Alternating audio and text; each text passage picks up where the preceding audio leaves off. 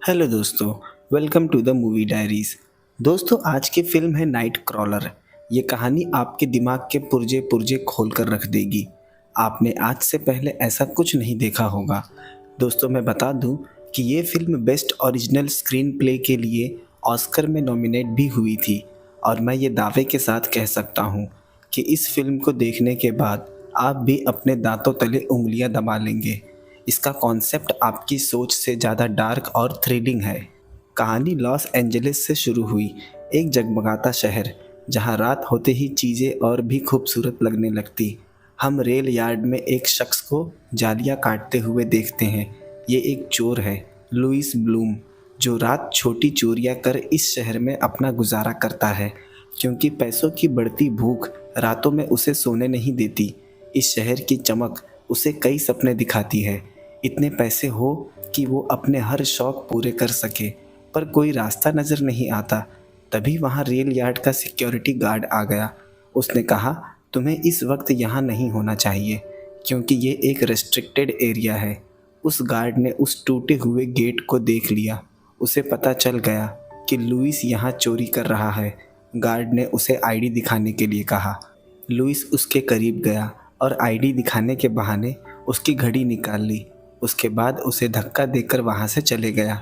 आज वो गाड़ी के आ जाने से चोरी भी नहीं कर पाया।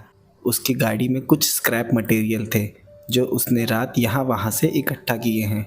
उसने वो सारे स्क्रैप को ले जाकर एक स्क्रैप यार्ड में बेच दिया। वहाँ उसने उस शख्स से पूछा, क्या यहाँ कोई नौकरी मिल सकती है, क्योंकि वो ऐसी चोरियाँ करके थक चुका है। उस शख्स ने कहा, मैं चोरों को काम पर नहीं रखता। इस बात पर लुइस उसकी तरफ देख मुस्कुराया। उसकी हंसी काफ़ी अजीब और डरावनी थी। जब वो अपनी गाड़ी से घर जा रहा था तो उसने देखा हाईवे पर एक एक्सीडेंट हुआ है और वहाँ से काफ़ी आवाज़ें आ रही थी। लुइस ने तुरंत अपनी गाड़ी रोक दी और देखने चला गया। वहाँ पुलिस की गाड़ी मौजूद थी। महिला आगे की सीट में बुरी तरह से फंस चुकी थी। दो पुलिस वाले उसे खींचकर निकालने की कोशिश में लगे थे। तभी वहाँ दो शख्स अपनी गाड़ी से वीडियो कैमरा लेकर उतरे और उन्होंने कहा, यहाँ हम पहले आए हैं। लुइस को कुछ समझ नहीं आया। दोनों शख्स उस कार के पास जाकर करीब से उस जख्मी महिला की वीडियो लेने लगे। लुइस ने आज से पहले ऐसा कुछ नहीं देखा। वो इस पूरी कड़ी को और करीब से समझना चाहता है। उस महिला को एम्बुलेंस में ले जाया गया। उसके बाद दोनों फोटो जर्नलिस्ट वहाँ से जाने लगे। लुइस ने उससे पूछा, क्या इसे टीवी पर दिखाया जाएगा? उसने कहा, हाँ, कल सुबह तुम्हें ये टीवी पर देखने मिल जाएगा। लुइस ने पूछा, कौन से चैनल पर? उस शख्स ने कहा, जो न्यूज़ चैनल इस वीडियो के सबसे ज़्यादा पैसे देगा। यहाँ हमें पता चलता है कि वो शख्स एक फ्रीलांस फोटो जर्नलिस्ट है। उसके वैन में एक अच्छा खासा सेटअप लगा हुआ था। ये देख लुइस ने अंदाज़ा लगा लिया कि इस काम में तो काफ़ी पैसे मिलते होंगे। लुइस ने उस शख्स से भी पूछ लिया, क्या तुम मुझे काम पर रखोगे? पर उसने मना कर दिया। तभी उसके रेडियो पर एक और एक्सीडेंट की खबर सुनाई दी। वो शख्स वहाँ से तुरंत अपनी वैन लेकर चला गया। लुइस के दिमाग में एक साथ कई थॉट्स चलने लगे। सुबह हमने उसे अपने घर में बैठा हुआ देखा। वो अपने फटे हुए कपड़े सील रहा था। तभी टीवी पर न्यूज़ शुरू हुई। न्यूज़ पर सिर्फ क्राइम्स वाली खबरें दिख रही थी। शहर में हर दिन क्राइम बढ़ता जा रहा है। यहाँ लूट, वहाँ मर्डर और एक्सीडेंट की संख्या बढ़ती जा रही है। तभी चैनल चेंज करते वक्त उसकी नज़र एक न्यूज़ चैनल पर आकर रुक गई। ये वही वीडियो थी जो रात उस शख्स ने कैप्चर्ड की थी। उसी दिन लुइस को हम एक बीच के पास देखते हैं। उसने बीच से एक महंगी बाईसाइकिल चुरा ली और उसे ले जाकर एक पॉन्स शॉप पर बेच दिया। बदले में उसके एक कैमकॉर्डर और एक पुलिस रेडियो स्कैनर लिया। यहाँ हमें सारी बात पता चल जाती है कि इन चीज़ों से वो क्या करने वाला है। रात वो अपनी कार में बैठा पुलिस रेडियो को सुनने लगा कि उसे कोई एक्सीडेंट की लीड मिल जाए।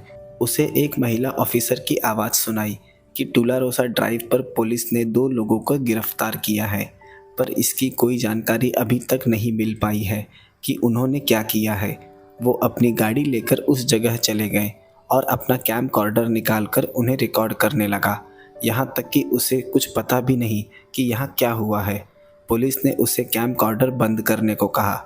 ऑफिसर ने उसे वहाँ से भगा दिया। उसके बाद उसने देखा पुलिस ने एक लड़की को ड्रिंक एंड ड्राइव में पकड़ रखा है। वो जाकर उसकी वीडियो निकालने लगा। वहाँ उस ऑफिसर ने भी उसे भगा दिया। इस तरह वो अपनी गाड़ी लेकर रात यहाँ से वहाँ घूमने लगा। उसे एक और लीड मिला। वो उस जगह पहुँचा तो वहाँ पहले से ही कुछ फ़ोटो जर्नलिस्ट मौजूद थे।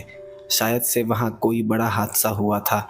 यहाँ हमें पता चला कि मामला कार जैकिंग का है, यानी कि उस शख्स की कार चुराने के बाद चोरों ने उस पर जानलेवा हमला भी किया। उस शख्स की हालत काफ़ी गंभीर थी। वो उस शख्स के करीब जाकर उसकी वीडियो बनाने लगे। ऑफिसर ने उसे वहाँ से भगा दिया। साथ ही वो ऑफिसर दूसरे जर्नलिस्ट पर भी चिल्लाया, जिस वजह से उस जर्नलिस्ट को लुइस पर काफ़ी गुस्सा आया कि वो काफ़ी अनप्रोफेशनल ढंग से काम कर रहा है। लुइस ने उस शख्स को किसी न्यूज़ टीवी मैनेजर से बात करते सुना, जिसे आज रात वो वीडियो बेचने वाला है। उस शख्स ने उस मैनेजर से $300 में इस वीडियो की डील डन कर ली। उसकी बातों को लुइस ध्यान से सुन रहा था। उसे भी पता चल गया कि ऐसे हादसों की मार्केट में वैल्यू $300 तक है। रात लुइस पास के एक न्यूज़ स्टेशन गया। शायद से वो पहली बार यहाँ आया होगा, क्योंकि कभी उसे ज़रूरत ही नहीं पड़ी। वहाँ वो न्यूज़ डायरेक्टर नीना रोमिना से मिला। नीना ने पूछा कि क्या वो किसी के लिए काम करता है। लुइस ने बताया इस वक्त तो वो खुद के लिए ही काम कर रहा है। उसने बताया कि मेरे पास कार जैकिंग की एक वीडियो है, पर नीना को कोई इंटरेस्ट नहीं, क्योंकि उस कार जैकिंग की वीडियो उसे जो पहले ही बेच चुका है। जो वही जर्नलिस्ट है जो वहाँ पहले से मौजूद था। लेकिन यहाँ लुइस ने बताया कि मैं उस घायल शख्स के ज़्यादा करीब गया था। नीना ने वहाँ उसकी वीडियो क्लिप देखना शुरू किया। वो उस क्लिप को देख दंग हो गई।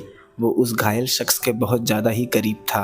नीना ने वहाँ फ्रैंक को बुलाया, जो कि वहाँ का असाइनमेंट मैनेजर है। उसने वो वीडियो उसे भी दिखाई। नीना ने उसे कहा हम कल सुबह इस वीडियो को टेलीकास्ट करेंगे, पर फ्रैंक इसके लिए राज़ी नहीं, क्योंकि उस वीडियो में उस शख्स की गर्दन से खून बह रहा है और सुबह लोग न्यूज़ देखते वक्त ब्रेकफास्ट करते हैं। पर नीना ने कहा कि हम वीडियो में पहले ही ग्राफिक वार्निंग दे देंगे। यहाँ हमें लुइस भी काफ़ी खुश दिखाई देता है। उसके बाद उसने लुइस से पूछा इस वीडियो के तुम्हें कितने पैसे चाहिए। उसने कहा कि मैं $1000 से कम नहीं लूँगा। नीना ने कहा हम तुम्हें इसके सिर्फ $250 दे सकते हैं। लुइस मान गया, क्योंकि उसे इस फील्ड की ज़्यादा जानकारी नहीं। जाते वक्त नीना ने उसे कहा कि ऐसे और वीडियो मिले तो हमें ज़रूर कांटेक्ट करना। वहाँ नीना ने उसे ये भी साफ कर दिया कि हमें सिर्फ और सिर्फ क्राइम्स वाले वीडियोस में दिलचस्पी है, जैसे कार जैकिंग, एक्सीडेंट और किसी तरह का वायलेंट क्राइम हो जिसमें ज़्यादा से ज़्यादा खून खराबा हो। किसी कार में आग लग गई हो, बस, प्लेन या फिर ट्रेन। यहाँ लुइस ने भी अपने दिमाग में एक बात बैठा ली थी कि खून खराबा ज़्यादा से ज़्यादा होना चाहिए। जाते वक्त उसने नीना की तरफ देख एक स्माइल दी और कहा तुम दोबारा से मुझे यहाँ देखोगी, और वो वहाँ से चला गया। सुबह हम देखते हैं लुइस घर में उसी न्यूज़ को देख रहा है जो वीडियो कल उसने निकाली थी। उसने स्क्रीन रिकॉर्ड करके उस वीडियो को कार जैकिंग क्राइम के नाम से सेव कर लिया, ताकि उसे अपने काम की अच्छे से जानकारी रहे। उसके बाद अब उसे अपने काम में और तेज़ी चाहिए थी, इसलिए वो ऑनलाइन जाकर लॉस एंजलिस पुलिस के रेडियो कोड्स देखने लगा, ताकि उसे रेडियो पर बोले गए कोड्स की जानकारी मिल सके। वो रेडियो स्कैनर पर पुलिस द्वारा हर एक इंस्ट्रक्शंस को ध्यान से सुनने लगा और उसे एक डायरी में नोट करता जाता। थोड़ी देर बाद वो अपने कपड़े इस्त्री करने लगा और टीवी में चलते शो को देख हंसने लगा। उसकी हंसी में एक पागलपन और सनक साफ झलक रहा था। हम देखते हैं वो दोपहर एक कैफ़े में बैठा है। आज उसने यहाँ किसी को इंटरव्यू के लिए बुलाया है। उसे अब एक असिस्टेंट की ज़रूरत थी। वहाँ एक लड़का आया। उसने अपना नाम रिक बताया। यहाँ हमें इन सब चीज़ों को देख अपनी आंखों पर यकीन नहीं होता कि कल तक जिसे खुद नौकरी की ज़रूरत थी, वो आज किसी को नौकरी पर रख रहा है, क्योंकि उसके पास तो रिक को सैलरी देने के भी पैसे नहीं होंगे। वहाँ उसने रिक का इंटरव्यू लिया और उसे सिलेक्ट कर लिया। यहाँ हमें पता चलता है रिक एक होमलेस है जिसका कोई घर नहीं, वो सड़कों पर ही सोता है। रिक के पास ड्राइविंग लाइसेंस भी है, इसलिए लुइस ने बिना वक्त गवाए उसे हायर कर लिया। यहाँ जब रिक ने सैलरी के बारे में पूछा तो लुइस ने बताया ये एक इंटर्नशिप जॉब है, तुम्हें काम के पैसे अभी नहीं मिलेंगे, पर एक्सपीरियंस ज़रूर मिलेगा। रिक ये सुन खुश नहीं हुआ। उसे तो इस वक्त पैसों की सबसे ज़्यादा ज़रूरत थी। लुइस ने कहा, मैं तुम्हें $30 पर नाइट दे सकता हूँ। ये सुन रिक काफ़ी खुश हुआ। कम से कम उसका रोज़ का खर्चा तो इससे निकलेगा। रिक का काम है इमरजेंसी रेडियो को सुनना और उसके बाद पुलिस कोड को समझकर कार को उस लोकेशन पर ले जाना जहां हादसा हुआ है। रिक उसकी कुछ कुछ बात समझ गया क्योंकि ये सब कुछ सुनने में काफ़ी इंटरेस्टिंग लग रहा था। शाम दोनों कार में बैठे थे। लुइस उसे सारे कोड समझा रहा है। शाम 5 घंटे इंतज़ार करने के बाद उसे स्कैनर पर पता चला कि एक जगह आग लगी है। लुइस कार ड्राइव करने लगा। रिक का काम था उस लोकेशन को मैप पर नेविगेट करके उसे रास्तों की जानकारी देना, पर रिक द्वारा दी गई जानकारी थोड़ी गलत हो गई, जिस वजह से लुइस उसे गुस्से से देखने लगा। जब वो दोनों वहाँ पहुँचे तब तक काफ़ी देर हो चुकी थी। वहाँ पहले से कुछ फ़ोटो जर्नलिस्ट पहुँच चुके थे। ये देख लुइस को काफ़ी गुस्सा आया। इसमें भी उसने रिक की गलती ठहराई कि उसने यहाँ तक आने में $5 का पेट्रोल बर्बाद कर दिया। रिक ने सफाई देते हुए कहा कि वो गाड़ी इतनी तेज़ चला रहा था जिस वजह से उसे मैप साफ नहीं दिखाई दिया। रात दोनों एक क्राइम सीन पर पहुँचे जहाँ एक घर में शूटिंग हुई थी। वहाँ घर के चारों तरफ क्राइम सीन का घेरा पुलिस ने बनाया था, इसलिए घर में घुसकर वहाँ की वीडियो लेना संभव नहीं था। घर के बाहर काफ़ी पड़ोसी और पुलिस वाले भी खड़े थे। लुइस बड़ी चालाकी से उस घर में दाखिल हो गया। भीतर वो सारी चीज़ों को अपने कैमकॉर्डर में रिकॉर्ड करने लगा। जब वो उस वीडियो को लेकर नीना के पास गया तो नीना उससे काफ़ी इम्प्रेस हुई, पर फ्रैंक खुश नहीं था क्योंकि वो घर में बिना किसी के परमिशन के घुसा था। वहाँ फ्रैंक ने उस पर काफ़ी गुस्सा किया। लुइस उसे काफ़ी गुस्से से देखने लगा, पर नीना यहाँ लुइस की ही साइड ले रही है। नीना ने उससे पूछा, क्या तुमने इसके पहले किसी ऑफिस में काम किया है? लुइस ने बताया उसने काम तो नहीं किया, पर उसने ऑनलाइन इन सभी चीज़ों की काफ़ी स्टडी की है। सब कुछ वो झूठ कह रहा था क्योंकि एक रात पहले तो वो चोरियाँ किया करता था, पर नीना को लगा कि वो अपने काम के प्रति काफ़ी डेडिकेटेड है। उस रात उसे उस वीडियो के अच्छे पैसे मिले। सुबह वो फिर उसी न्यूज़ पर अपनी वीडियो देखने लगा और उसे रिकॉर्ड करके सेव कर लिया। हॉरर इन इको पार्क। अब रोज़ रात उसका काम और तेज़ी से रफ्तार पकड़ने लगा। एक के बाद एक वीडियो उसके कॉन्फिडेंस को और बढ़ाने लगे। इसी तरह हम देखते हैं 3 से 4 महीनों का वक्त बीत गया। अब उसने एक फास्टर कार भी खरीद ली थी जो हर जगह उसे सबसे पहले पहुंचा दे। अच्छे क्वालिटी वाले वीडियो के लिए उसने नाइट विजन वीडियो कैमरा भी ले लिए थे, पर उसका बिहेवियर रिक के लिए अभी भी गुस्से भरा है। उस रात वो एक एक्सीडेंट स्पॉट पर पहुंचा। वहां अभी तक पुलिस नहीं पहुंची। लुइस उनसे पहले ही पहुंच गया और वीडियो बनाने लगा। कार वाले शख्स की डेड बॉडी थोड़ी दूर गिरी थी।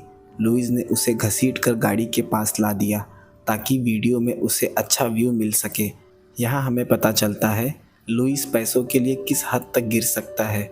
उसके लालच की कोई सीमा नहीं। उसके बाद वहाँ पुलिस आ गई और यहाँ लुइस का काम भी पूरा हो चुका था। उस वीडियो के नीना ने उसे अच्छे पैसे दिए। वहाँ नीना ने उसकी शर्ट और स्लीव पर ब्लड देखा। शायद ये उस बॉडी को घसीटते वक्त लग गया होगा, पर लुइस ने बात घुमा दी। उसने वहाँ नीना को डेट के लिए अप्रोच किया, पर नीना ने उसे ये कहकर मना कर दिया कि वो अपने कोवर्कर्स के साथ कभी डेट पर नहीं जाती, ये उसका रूल है। फिर भी नीना ने कहा वो इस बारे में ज़रूर सोचेगी। लुइस ने उसे बताया कि उसे ओल्डर वुमेन ज़्यादा पसंद है। यहाँ नीना ने कुछ नहीं कहा। जब वो वहाँ से बाहर निकला तो जो उसे मिल गया, दूसरा फ़ोटो जर्नलिस्ट जिसे हमने शुरुआत में देखा था, क्योंकि KWLA न्यूज़ सारे वीडियोस अब लुइस के ही खरीद रहा है। जो उसे ऑफ़र करने लगा कि मेरे साथ मिलकर काम करो, हम दोनों अच्छे पैसे कमा सकते हैं, पर लुइस ने उसे ज्वाइन करने से साफ इनकार कर दिया। इस पर जो काफ़ी गुस्सा हुआ। एक शाम हम लुइस और नीना को एक रेस्टोरेंट में बैठा देखते हैं। ये दोनों की डेट नाइट थी। वहाँ उसने नीना की काफ़ी तारीफ़ की। नीना ने उसे बता दिया कि वो डिनर पर उसके साथ एक प्रोफेशनल वे में आई है, वो इस मीटिंग को गलत ना समझे। लुइस ने कहा कि वो नीना के साथ सोना चाहता है, पर नीना ने इससे साफ इनकार कर दिया। लुइस ने कहा, मुझे पता है तुम्हारा न्यूज़ चैनल लॉस एंजलिस में सबसे लोवेस्ट रेटेड न्यूज़ चैनल है। नीना उस न्यूज़ चैनल की डायरेक्टर है और वही लुइस नाइट शिफ्ट पर काम करता है। सिर्फ उसकी मदद से ही वो अपने चैनल की रेटिंग को बढ़ा सकती है। अगर नीना ने उसका ऑफ़र एक्सेप्ट नहीं किया तो वो अपने वीडियोस दूसरे न्यूज़ चैनल्स को बेचना शुरू कर देगा। इस बात से वो काफ़ी डर गई और वहाँ उसने लुइस का ये ऑफ़र एक्सेप्ट कर लिया, लेकिन उसे थोड़ा वक्त चाहिए। उसी रात लुइस को पुलिस रेडियो पर प्लेन क्रैश की रिपोर्ट सुनाई दी, लेकिन जब लुइस उस जगह पहुंचा तो वहां जो पहले से मौजूद था और वो वहां की सारी वीडियोस ले चुका था। उसके बाद उस एरिया को रेस्ट्रिक्ट कर दिया गया। लुइस वहां की वीडियो नहीं ले पाया, जिस वजह से उसे काफ़ी गुस्सा आया। उस रात वो न्यूज़ स्टेशन अपनी वीडियो लेकर गया। उसके पास सिर्फ कार क्रैश और स्टैबिंग की वीडियोस थी, पर नीना को प्लेन क्रैश की वीडियो चाहिए क्योंकि वो कल सुबह की सबसे बड़ी न्यूज़ है। इस बात पर नीना ने उसे काफ़ी सुनाया कि वो ऐसे छोटे न्यूज़ अपने रन डाउन पर नहीं चला सकती। नीना वहाँ से चली गई। लुइस को नीना के फ्रस्ट्रेशन का कारण साफ पता चल रहा था। सुबह वो दूसरे न्यूज़ चैनल पर उसी प्लेन क्रैश की वीडियो देख रहा था। जो ने अपनी वीडियो सीबीएस न्यूज़ चैनल को अच्छे दाम पर बेच दी थी। इस बात से लुइस काफ़ी गुस्से में आ गया। रात वो रिक को लेकर एक जगह पहुंच गया जहां कार क्रैश हुई थी। यहाँ हमें पता चला ये कार जो की है, जो एक खंबे से टकरा गई थी। जो बुरी तरह से घायल था। लुइस उसकी वीडियो बनाने लगा।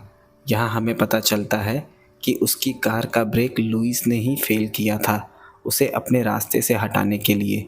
पर इस बारे में लुइस के अलावा किसी को नहीं पता। शायद से जो भी इस बात को जानता है। उसके बाद रिक और लुइस एक घर के बाहर पहुंच गए जहां एक साथ 3 मर्डर्स हुए थे।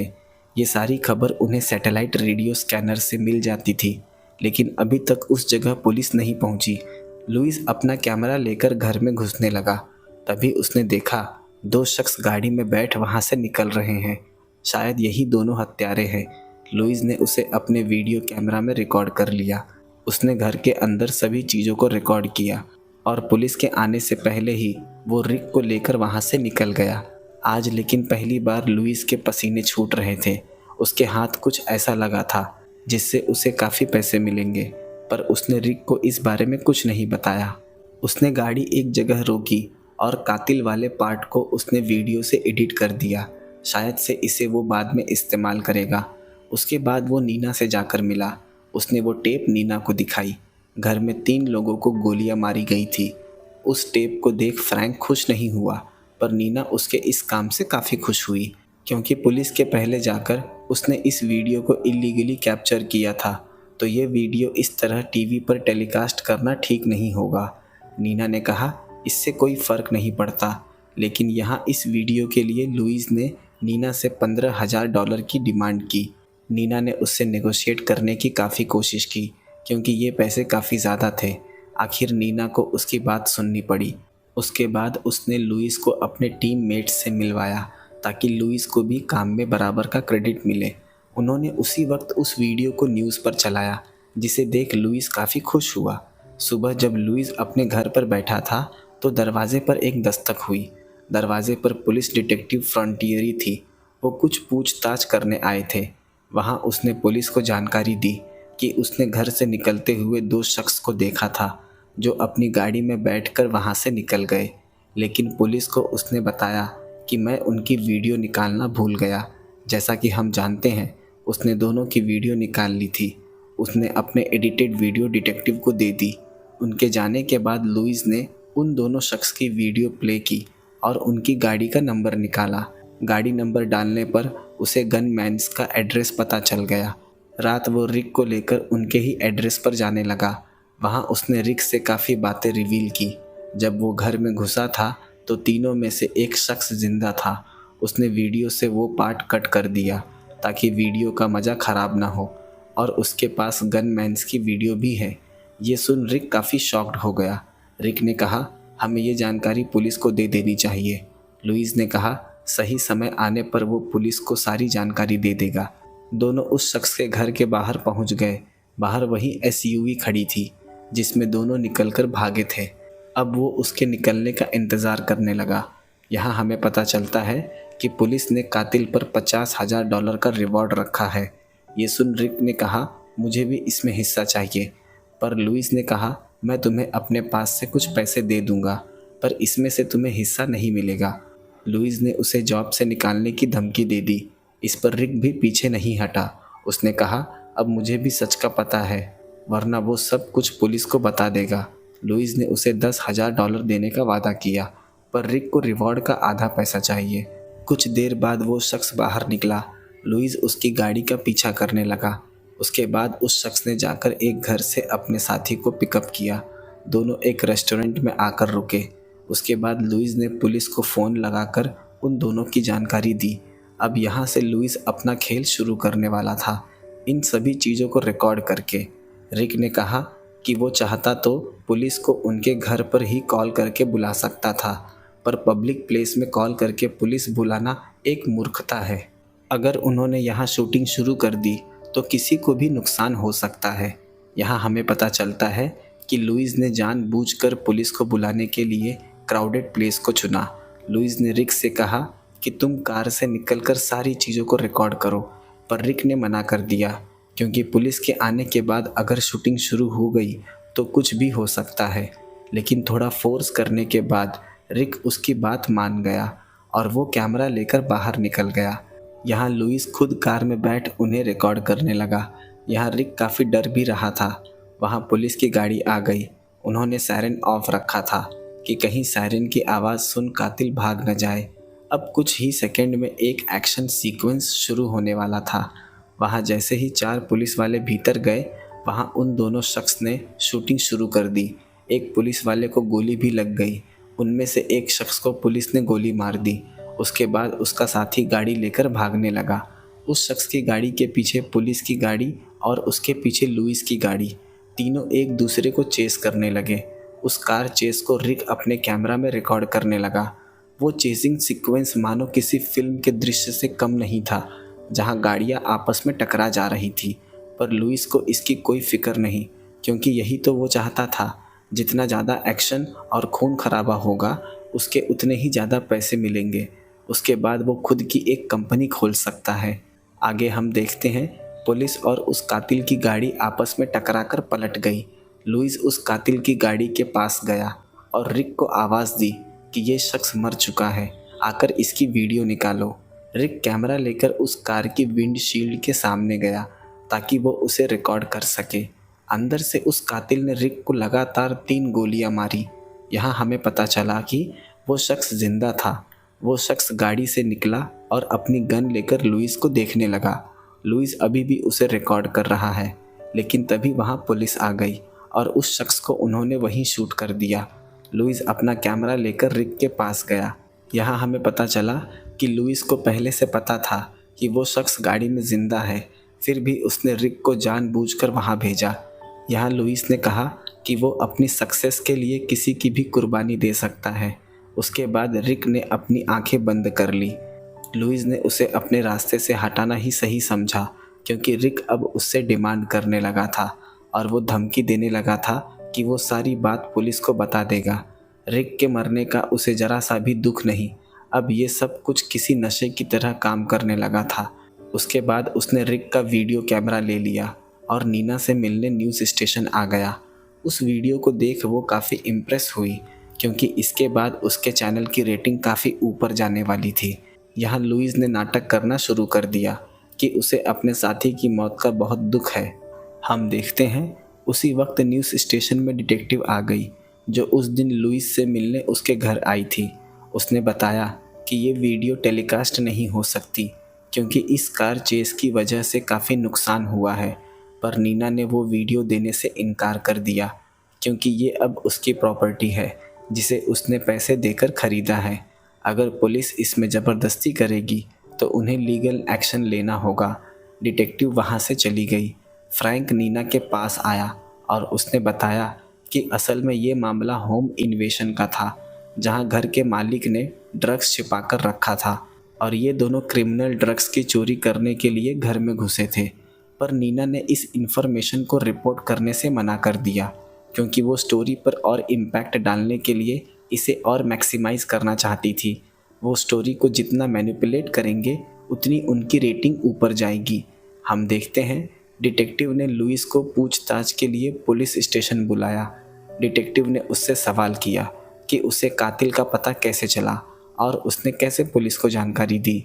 यहाँ लुइस ने बताया कि एक दिन पहले उसने अपने घर के बाहर उन दोनों की गाड़ी को पार्क देखा था और दूसरे दिन जब रात वो अपने पार्टनर के साथ बाहर था तो वही ब्लैक एसयूवी उसका पीछा करने लगी।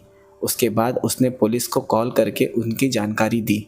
यहाँ डिटेक्टिव को पता था कि लुइस झूठ बोल रहा है और ये कहानी उसने अपने मन से बनाई है, पर उसे झूठा साबित करने के लिए डिटेक्टिव के पास कोई प्रूफ नहीं था। इसलिए उन्होंने लुइस को पूछताछ करने के बाद छोड़ दिया। कुछ दिनों बाद हम देखते हैं उसने अपनी एक कंपनी खोल ली है जिसका नाम उसने वीडियो प्रोडक्शन न्यूज़ रखा है। उसने इंटर्न्स की टीम को हायर कर लिया था। उसने 2 गाड़ियाँ भी खरीद ली थी और काफ़ी बड़ा सेटअप भी खरीद लिया था। अब वो अपने बिजनेस को और एक्सपांड करने वाला है और कहानी इसी दृश्य के साथ ख़त्म हो गई। दोस्तों, हम देखते हैं लुइस ने एक तीर से कितने निशाने किए। पहले तो उसने मर्डर स्पॉट की वीडियो बेची, उससे पैसे कमाए। फिर उसने कातिलों की पहचान बताकर रिवॉर्ड के पैसे कमाए और उसके बाद उसने उस शूटिंग की वीडियो से भी काफ़ी पैसे कमाए। लुइस का शातिर दिमाग जिसने पैसों के लिए अपने साथी रिक तक को मरवा दिया और उसकी मौत से भी उसने पैसे कमा लिए। जब मैंने इस फिल्म को पहली बार देखा तो इसे देखने के बाद मेरे होश उड़ गए, क्योंकि शायद ही इससे ओरिजिनल मैंने पिछले सालों में कुछ देखा होगा। बिल्कुल फ्रेश और ओरिजिनल कॉन्सेप्ट था इस फिल्म का। दोस्तों, मुझे इसकी ज़्यादा जानकारी तो नहीं, पर क्या ऐसे वीडियो सच में न्यूज़ स्टेशन खरीदते हैं? अगर ऐसा होता है तो मुझे कमेंट करके ज़रूर बताएं। दोस्तों, क्या आपको इस फिल्म के बारे में पहले से पता था? आज के लिए बस इतना ही। दोस्तों, कहानी पसंद आई हो तो वीडियो को लाइक, शेयर और चैनल को सब्सक्राइब जरूर कर दें। मिलते हैं अगले वीडियो में एक नए एक्सप्लेनेशन के साथ।